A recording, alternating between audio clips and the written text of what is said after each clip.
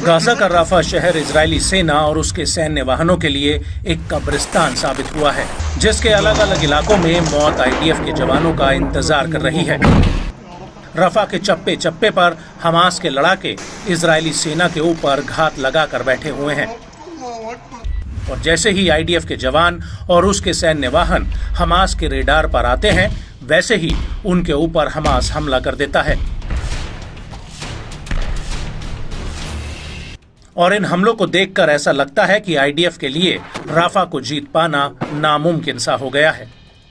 क्योंकि पहले तो आईडीएफ कह रही थी कि राफा में हमास की कम से कम 4 बटालियनों ने पनाह ले रखी है, लेकिन जब आईडीएफ राफा में घुसी तो उसके अनुमान से कहीं गुना ज्यादा हमास के लड़ाके राफा में डेरा जमा कर बैठे हुए हैं।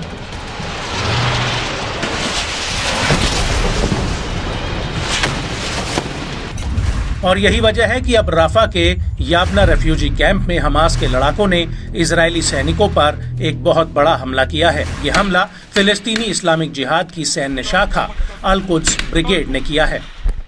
अल-कुद्स ब्रिगेड का कहना है कि उसने याबना कैंप के बीचों बीच असॉल्ट राइफल और एंटी टैंक गोलों से इजरायली सैनिकों पर गोरिल्ला स्टाइल में हमला किया है। अल-कुद्स के लड़ाकों ने एक बिल्डिंग पर रॉकेट प्रोपेल्ड ग्रेनेड दागे हैं, जिसमें आईडीएफ के जवानों ने पोजीशन ले रखी थी और अल-कुद्स का दावा है कि उसके हमले में इजरायली सैनिक मारे भी गए हैं और घायल भी हुए हैं। इसके अलावा अल-कुद्स के लड़ाकों ने याबना कैंप में घुसने की कोशिश कर रही इजरायली सेना के ऊपर मोर्टर गोले और 60 mm के गोले दागे हैं, जिससे आईडीएफ को तगड़ा नुकसान हुआ है। और जब ये हमला हुआ तो वहां पर आईडीएफ के रेस्क्यू हेलीकॉप्टर को भी देखा गया, जो घायल और मृत जवानों को लेने आया था।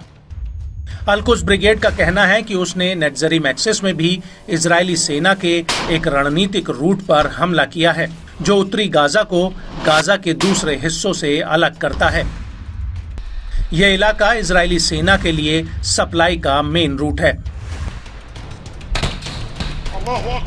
वहीं दूसरी तरफ जब अल-कासिम के लड़ाके दक्षिण पश्चिम गाजा के तल अल हवा में लौट रहे थे, तो इसी दौरान उनकी भिड़ंत इजरायली सेना के बख्तरबंद वाहन और पैदल सेना के साथ हो गई। तब अल-कासिम के लड़ाकों ने इजरायली सेना के 2 मेरकावा टैंकों में 2 बम को लगा दिया, जो पहले फटे नहीं थे, और इस बम के धमाके की चपेट में आईडीएफ के कई पैदल सैनिक आ गए थे।